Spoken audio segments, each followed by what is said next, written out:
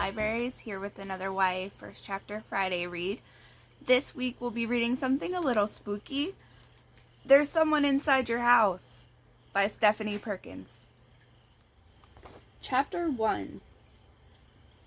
The egg-shaped timer was on the welcome mat when she came home. Hayley Whitehall glanced over her shoulder as if expecting someone behind her.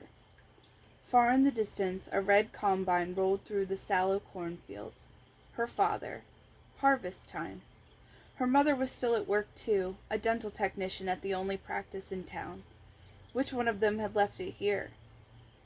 The decaying porch boards sagged and splintered beneath Hayley's shifting weight as she picked up the timer. It rattled in her hand. The day had been cold, but the plastic eggshell was warm. Faintly so. Her phone rang. It was Brooke, of course. "How's the blood?" Hayley asked. Her best friend groaned. "A nightmare." Hayley went inside and the screen door banged closed behind her.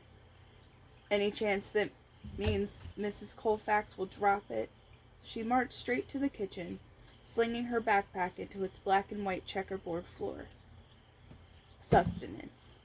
This afternoon's rehearsal had been particularly grueling. "Never," Brooke snorted. "She'll never drop it. Who needs common sense when you have ambition?" Hayley set the timer back on the countertop where it belonged, and opened the refrigerator.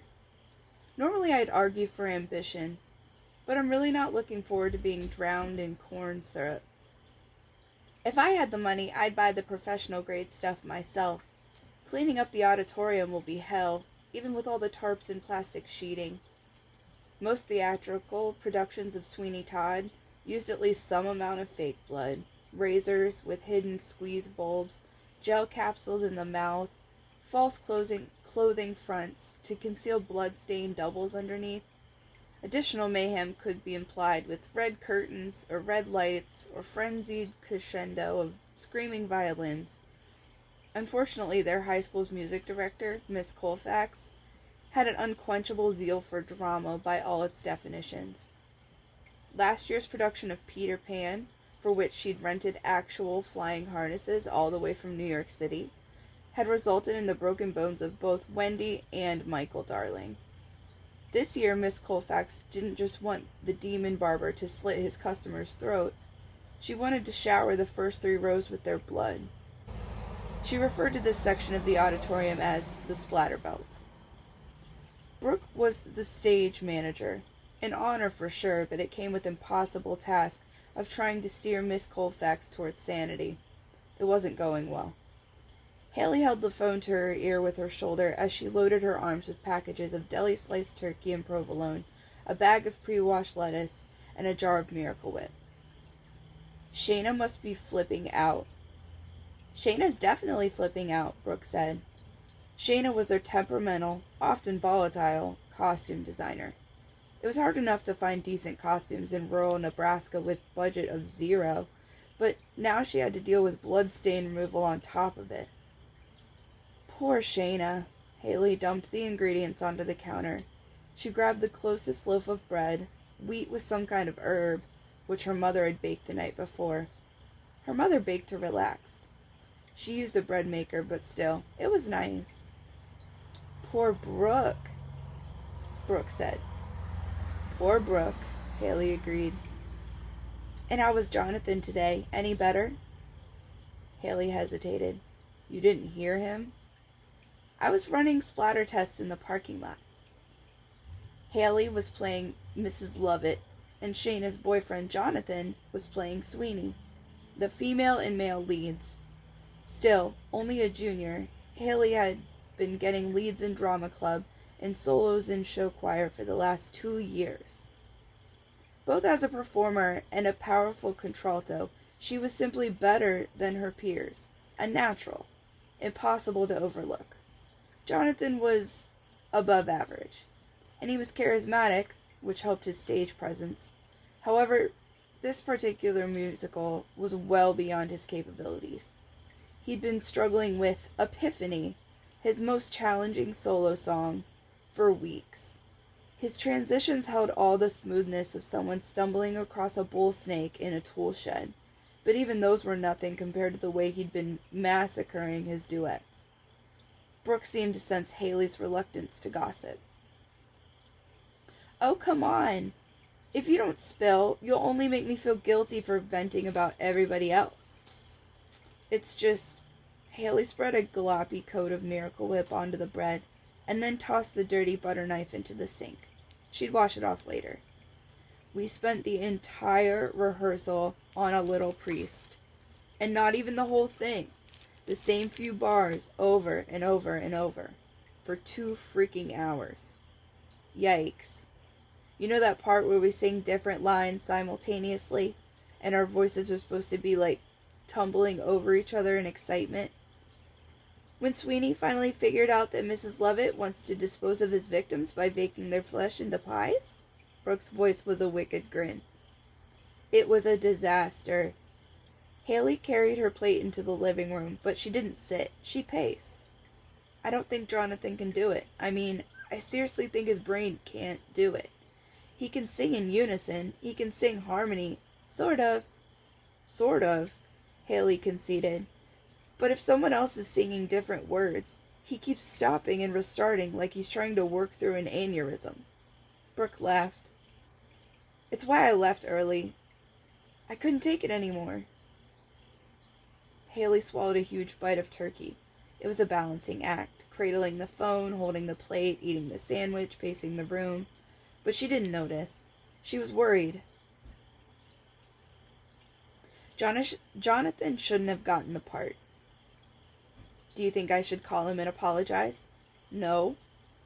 "No, why?" "For being short with him." "It's not your fault he can't handle Sondheim."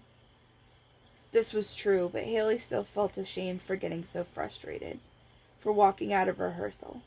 She plopped onto the ancient corduroy couch, one of the many relics from when the farmhouse had belonged to her grandparents, and sighed.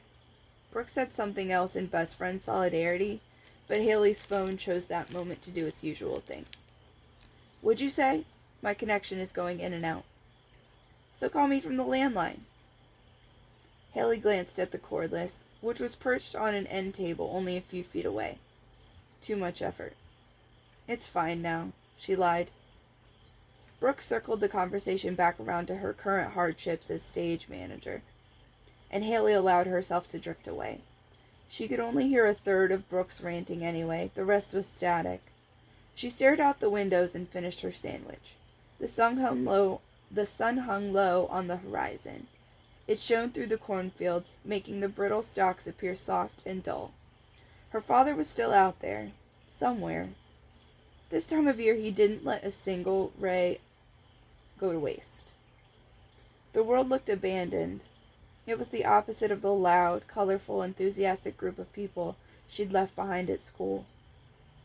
She should have stuck it out. She hated the quiet isolation that permeated her house. It was exhausting in its own way. Hayley made sympathetic noises into the phone, though she had no idea what she was sympathizing with, and stood. She walked her plate back to the kitchen, rinsed off the crumbs, and popped open the dishwasher. The only thing inside was a dirty butter knife. Hayley glanced at the sink, which was empty. A frown appeared between her brows. She put the plate into the dishwasher and shook her head. "Even if we can get the sprayer working," Brooke was saying, their connection suddenly clear, "I'm not sure enough people will even want to sit in the first 3 rows. I mean, who goes to the theater to wear ponchos and get drenched in blood?" Hayley sensed that her friend needed vocal reassurance. "It's Halloween weekend. People will buy the tickets. They'll think it's fun."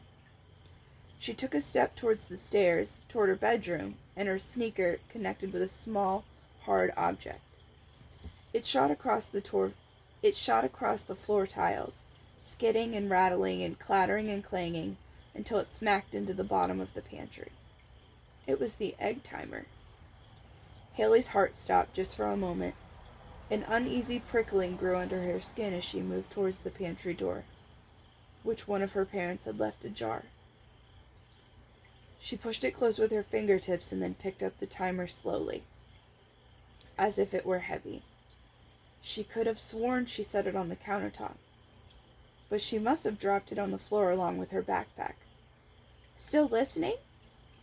The voice barely reached her ears. Sorry? I asked if you were still listening to me. Sorry, Hayley said again. She stared at the timer. I must be more tired than I thought. I think I'm going to crash until my mom gets home. They hung up and Hayley shoved the phone into the front right pocket of her jeans. She placed the timer back on the countertop. The timer was smooth and white, innocuous. Hayley couldn't pinpoint why exactly, but the thing unsettled her. She trekked upstairs and went directly to bed, collapsing in a weary heap, kicking off her sneakers, too drained to unlace them. The phone jabbed at her hip. She pulled it from her pocket and slung it onto her nightstand. The setting sun pierced through her window at a perfect, irritating angle, and she winced and rolled over. She fell asleep instantly. Hayley startled awake. Her heart was pounding and the house was dark. She exhaled a long, unclenching, diaphragm deep breath, and that was when her brain preceded the noise that had woken her up. Ticking. Hayley's blood chilled. She rolled over to face the nightstand. Her phone was gone, and in its place, right at eye level, was the egg timer. It went off. If you'd like to find out just who is hiding in Hayley's house, make sure to check out the book in the catalog through the library website. Thank you for listening, and I will see you next week.